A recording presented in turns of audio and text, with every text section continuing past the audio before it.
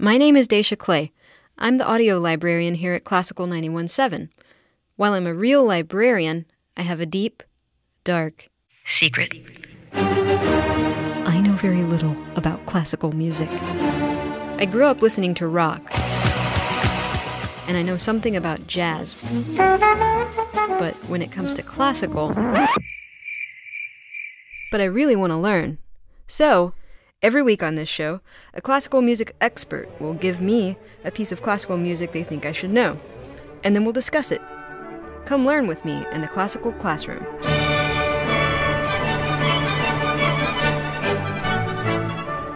Hello everyone and welcome to the Classical Classroom. I'm Dacia Clay, and here with me today are two of the Texas Tenors, John Hagen and J.C. Fisher. The Texas Tenors are a classical crossover trio, and we're going to talk about what that means in a little while. They, according to their debut album title, they have country roots and classical sound, although I think it's the other way around from reading your bios. They had the only independent album to be number one on both the country and classical charts. They made it to the top 4 of America's Got Talent in 2009. You Should Dream is their latest album, and it reached number 9 on the classical charts and the top 40 pop charts. I think it's actually been number 7. Really? Recently. Okay. In the 18th week or so. We have high expectations for this week, actually. We think it's going to climb higher. Climber. Nice. Yep, because of Classical Classroom. It's Absolutely. going to push you over the edge. Because we know the listenership here is about 10 million, isn't it? Yeah, totally. So tell me about your opera backgrounds. Well, this is John, by the way. John, yes. Yeah. My parents were both teachers, classroom teachers and music teachers. They'd both done both those things. And so I grew up in a musical family and couldn't escape that, which turned out to be a good thing. So was exposed to especially classical music from a young age. I mean, listen to everything like every teenager does. Sure. So when I went to college, well, as a matter of fact, when I first went to college, I was going to major on my trumpet. I got a trumpet scholarship. Hey, I played trumpet too. Yeah, Nice. but I got a bug for singing and switched. And so I pursued a career in classical singing and got an education degree and taught for a while and did kind of regional opera and some symphony orchestra work around the country and was really doing that for the most part, more or less, when I met JC and Marcus, before we embarked on this new thing. So, but that's kind of my background in classical music. All right. What about you, JC? Well, I kind of have the opposite story because I grew up on a farm, and my dad loves country music, and that's pretty much all I listened to was country. And I liked basketball quite a bit in high school, and the kids they would come over and sing the Star Spangled Banner. And this is kind of funny because I always thought I could sing, but I never really sang because I didn't want to embarrass myself or anybody else. But I just remember telling the principal, next home game, I'm going to go sing the Star Spangled Banner. And I was just the kind of guy where I would just do anything. And I got out there and sang, and my choir director said, hey, you should be in choir. So I really had no formal training of the voice until I was about a junior. And I got real interested in singing and ended up taking voice lessons. In a matter of 6 years, I basically got a degree in voice and put my own solo show together. And that's kind of one of the things that led to us putting a group together and sending a tape into America's Got Talent, like you were saying earlier. So this genre of classical crossover is really new to me. Can you talk a little bit, John, about what that means?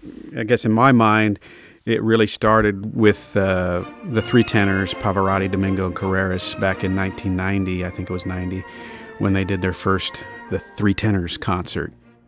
E sempre misero, chi a lei s'affida, vive confida, manca del cuore. Ormai non sentasi felice appieno, chi su quel seno non gli va amore. La donna è mobile, qual piuma al vento, muta da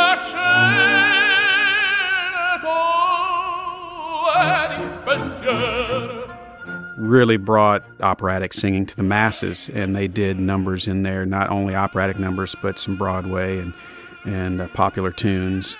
And that went so well, they proceeded to do that all around the world, in big venues. And I know the sales of the DVD were the VCR tape, was it VCR tape? were phenomenal, and they really did bring the spotlight onto the opera world and classical music. Yeah. And so I think it's really grown so much since then. But I think that was a real important seed. And for us, JC having this idea of putting this group together where we would do a little bit of everything is, the epitome of crossover, because we really cross over from die-hard country to full-on.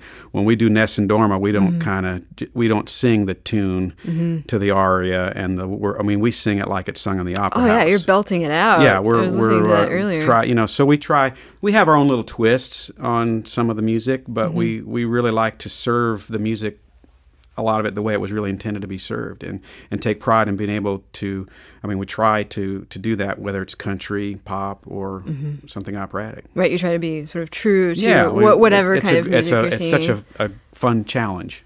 Yeah. What's, I think, really interesting about this genre is that it's bringing classical music to audiences that would otherwise never listen to it.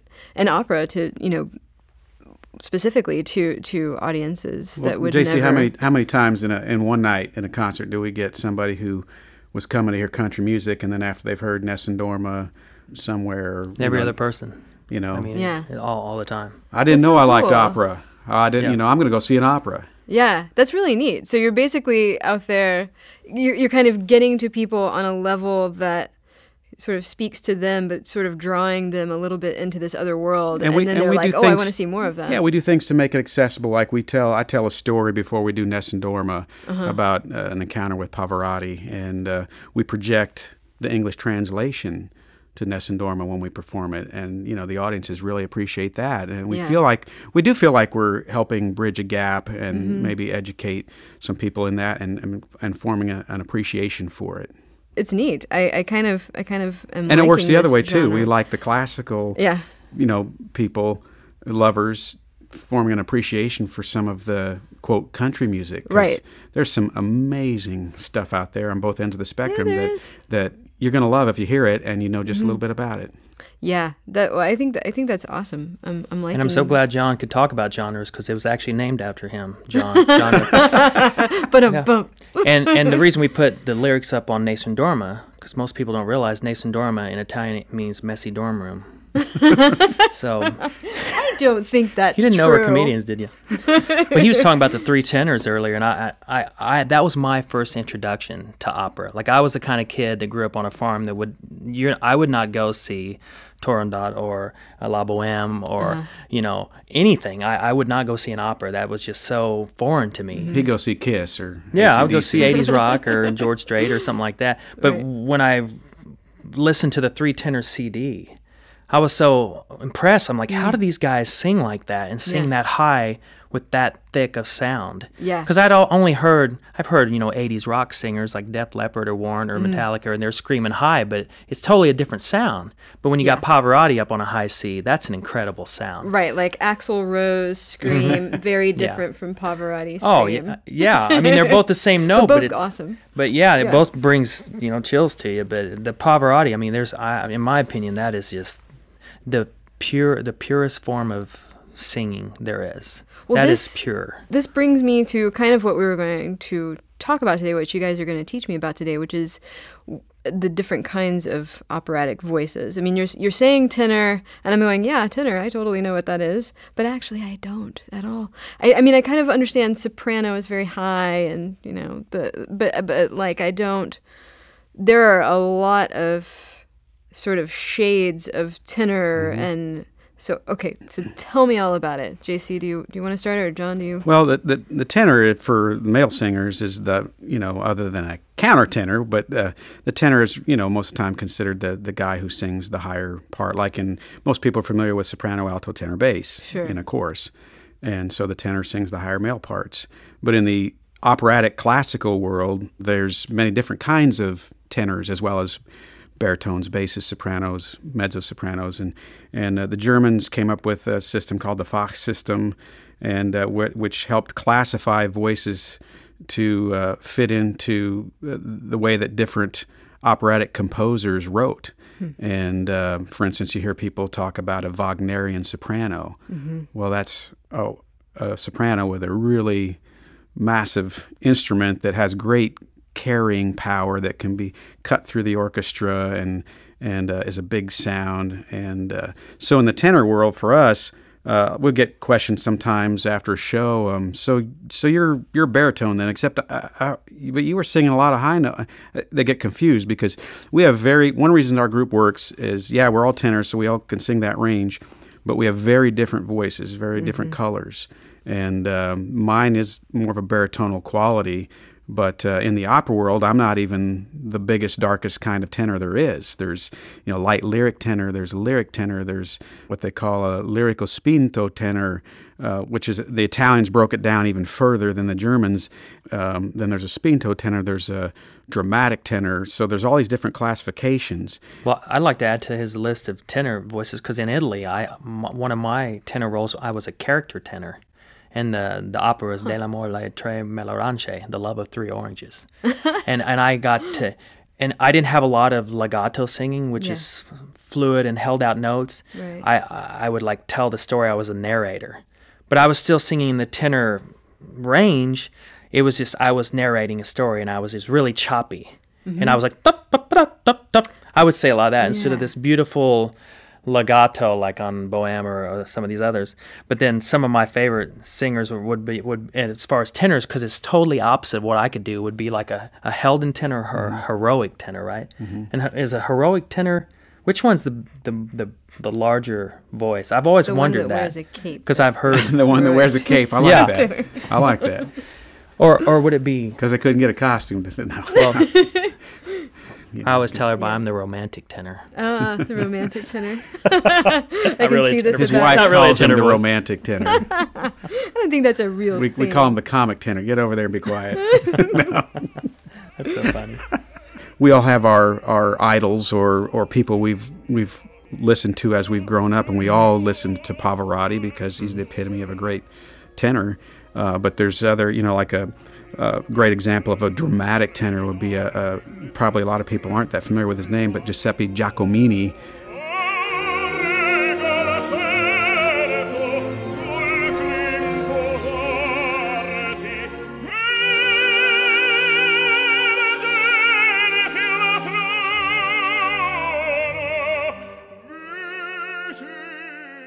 Just unbelievable. I mean, just a freak of nature. This voice is so dark but so massive, and I heard him sing at the Chicago Lyric Opera one time, and I thought this guy's not even human. It's just the darkest, but yet has so much squillo. His voice just cuts through the orchestra. Is that what that means? Yeah, I mean it's just so much ring in his voice. Yeah, but yet it's so dark, and so you think, well, this guy's not a tenor, but yet he sings high C. It's unbelievable. Pavarotti, most people would call a spinto or lyrico spinto tenor.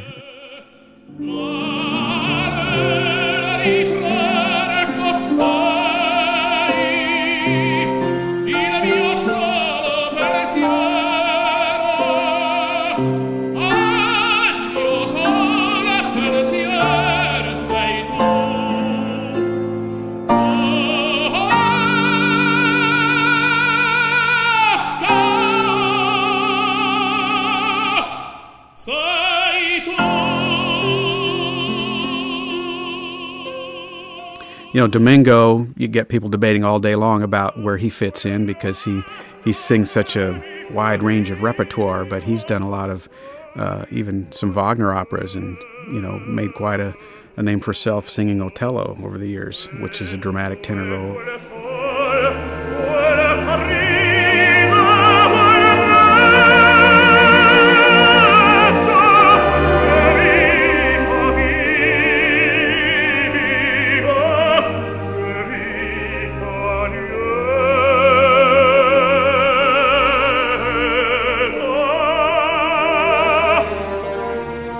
So we do get people asking us, are you really a tenor? And the answer is, I think yes, but because I really can't sing a baritone operatic role.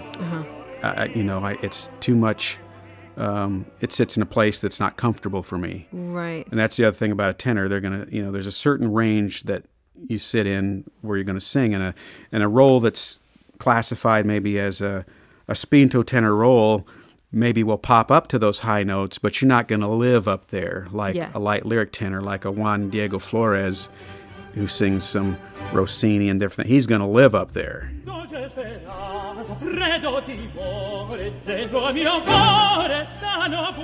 And because he can. I can't live up there. I can sing those notes, but I can't live up there all afternoon.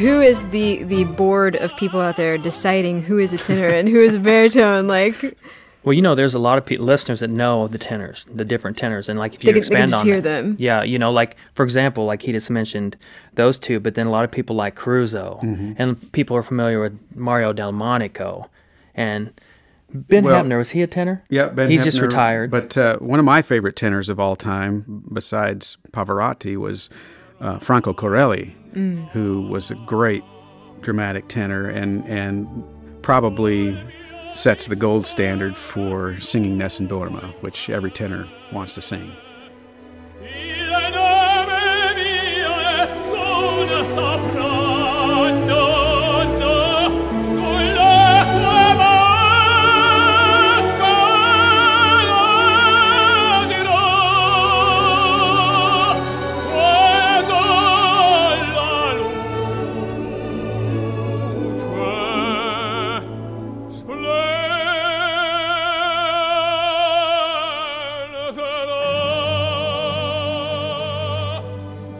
Is it that pieces are written for a particular register, and then if you can sing that piece, then it's like, okay, that's you part are of it, this sort of... Yeah, that's part of it, and then part of it is the way that's orchestrated. Like if the orchestration is very heavy and dark, a lot of heavy strings and brass, well, a voice has to be able to cut through that and compete with that.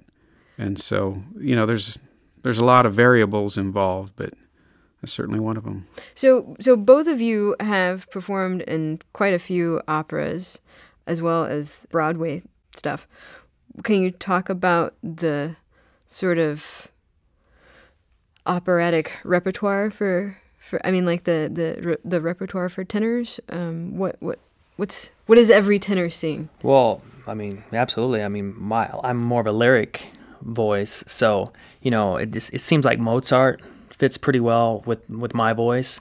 Like I'm not gonna go sing any Wagner stuff. That would not even be in my thought process. Right. And just all the light lyrical stuff, even some of the Rossini stuff or the Britten stuff. I mean, it's the more light and it just flows. And you're talking about what's the difference? Well, if we were standing in this room right now, and the guy he was just talking about, Giacomini or Franco Corelli or any of these guys started singing, and I sang, you would not hear me at all.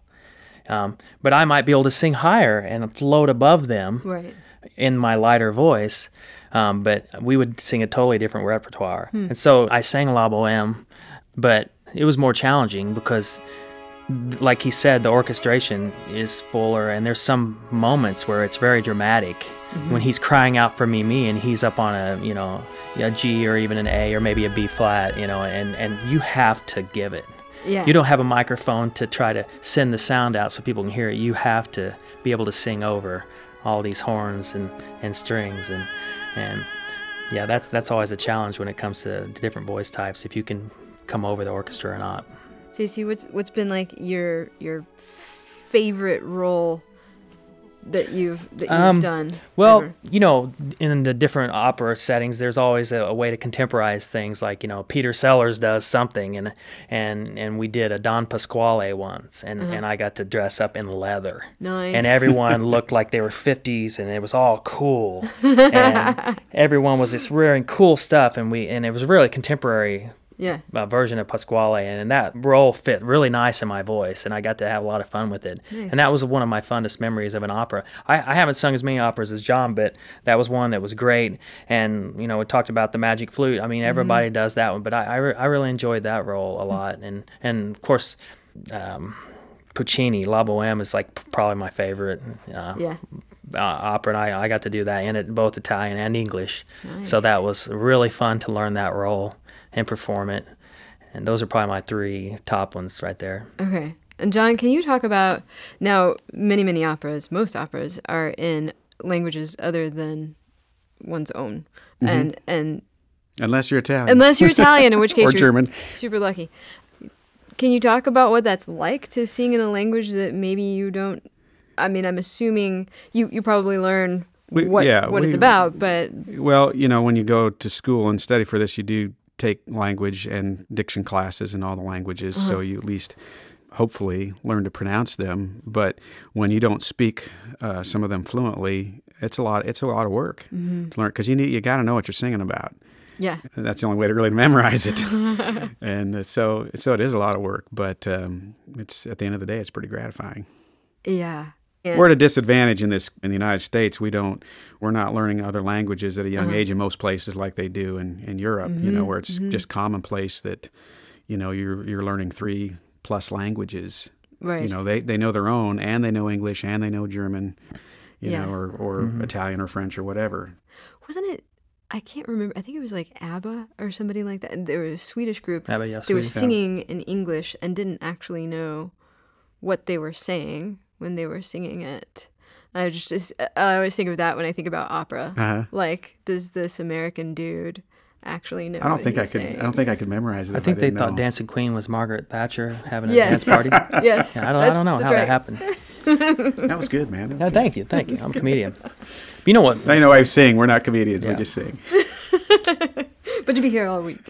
Yes, we'll be here all week. But the great thing about there's apprenticeships and things like that. I auditioned for the Puccini Festival in Lucca, Italy. They took 10 tenors, 10 American, not the 10 tenors group, but 10 American tenors and sopranos and altos and basses, and we got to live in Lucca for the whole summer, 3 months. Wow. We got to live with an Italian family, and then you worked on 3 operas in Italian while you're there, and then you took diction class and you took voice class and then the language as well. So that was really fun. I did that 2 summers in a row, and I couldn't believe how quickly my Italian progressed, and then working with the Italian voice coaches were just spot on. I learned so much in a short period of time, and so we have advantages of doing things like that. Like if a kid really loves opera and really wants to dive in there, you can learn a lot by auditioning for one of these apprentice programs and go over to Italy, or even Germany has the same thing, and you can learn a lot about the lifestyle and singing in that language. Well, it's probably no better way than what he's talking about, too, to immerse yourself in the culture, to really understand the Italian opera, for us as an American I understand the story of La Boheme, but to go live in that culture and maybe get a better feel for the mindset. I mean, what could be better than that? So what makes tenors better than all of the other voices? Well, we generally get paid more than everybody. No, I'm just kidding. No. How do you answer that question diplomatically? No, honestly, there's some theories why people seem to get more excited about the tenor voice than the other voices in general. I'm saying, because any voice classification, if it's a great singer, you're going to get excited about it. But there just seems to be this thing about tenors. And one of the theories, and I don't know if it's true or not, but is the tenor sings in the top third of his voice more than anybody else. So he's singing in a range, especially in operatic literature, that is not a natural place for him to live. And so it can be a very exciting sound. It's like walking on a tightrope for us when we're singing a high passage in one of these arias or something. That anticipation, when you go up there, you know that you're on the edge. You're on a tightrope, and all it takes is one misstep, and you fall off. Yeah. And so there's something about the excitement of that turns people on. And and Pavarotti would describe those high notes as a controlled yell. And there's something exciting about that. It's a real visceral, exciting sound, and it elicits that reaction from people.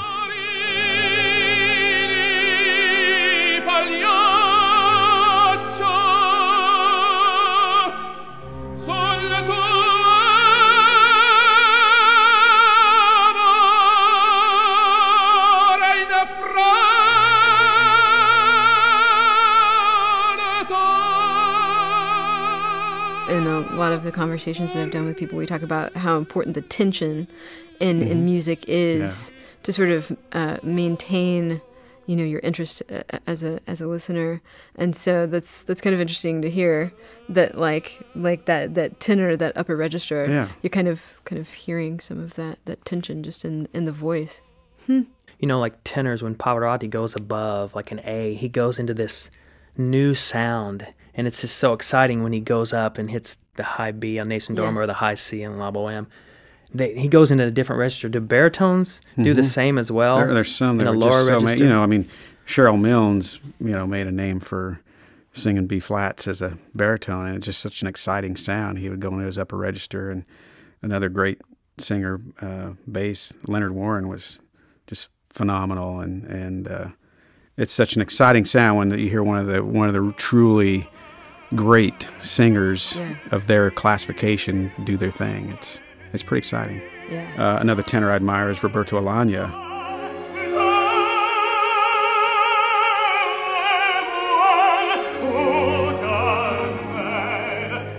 He sings such a wide range of repertoire, and it's funny if you get onto some of the blogs online, and people, he shouldn't be singing that, or he sounds great in that, or whatever. But he breaks some of the rules, and I love it. It's like, well, if you can sing it and you can be heard, and it's not killing you. I mean, if you're believable and people are moved by your portrayal of that character, and you can be heard, why not? So what you're saying basically is that opera nerds are just now, careful. like I've been an opera Trekkies. nerd. I've got way too many recordings. But they're just like Trekkies in that they debate these finer points of, You just get on and look at a few opera blogs and you won't believe it. It's just like Trekkies. You're right.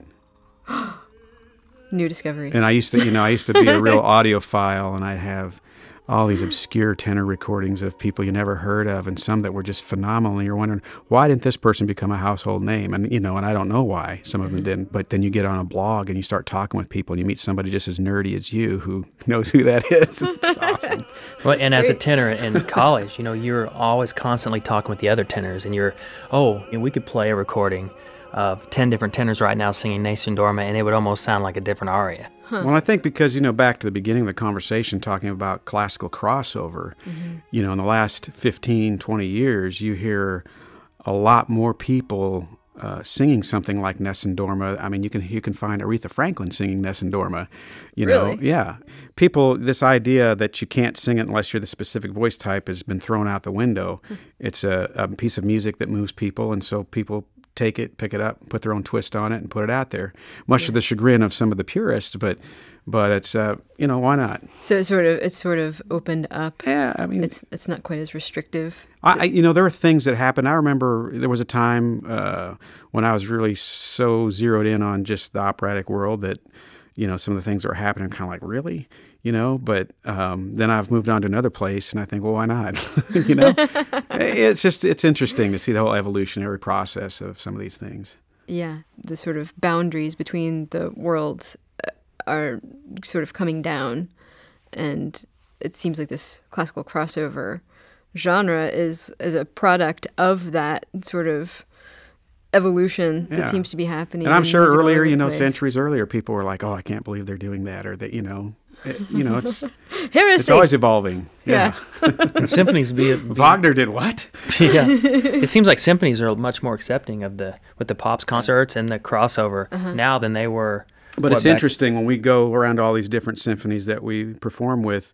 Some of them that have been doing popular concerts, pops concert series for years, are you can tell which ones that's commonplace and which ones are trying to accept that idea. It varies, What? You're going to have a video during Nessun Dorma? You're going to put the lyrics up behind us? Impossible.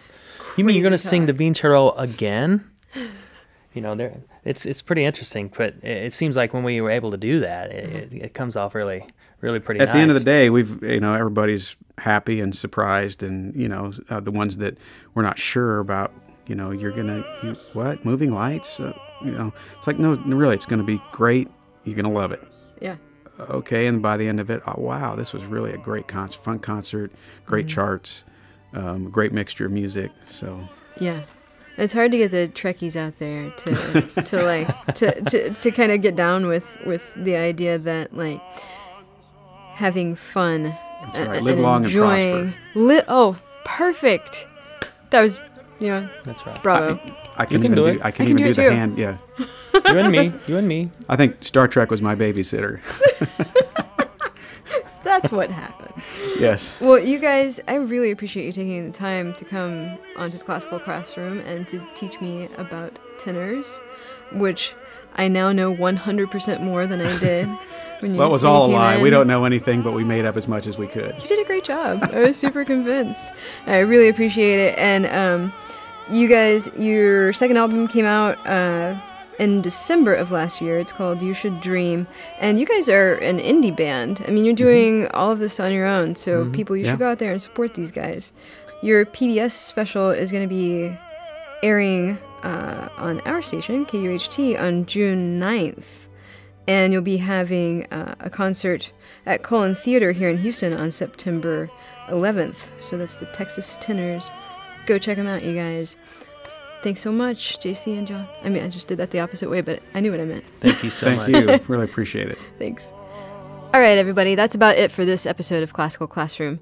For more Classical Classroom, go to houstonpublicmedia.org/classroom. You can also subscribe to us on iTunes, or you can follow us on SoundCloud at soundcloud.com/classical classroom. If you listen on iTunes, make sure to review us, and if you're on SoundCloud, make sure to follow us. That would be awesome. Thanks to our audio producer, Todd Tall Tenor Hulslander, for twiddling knobs, to our program director, St. John Flynn, for his always wise spiritual guidance, to me for saying words, and to you for listening. We'll catch you next time.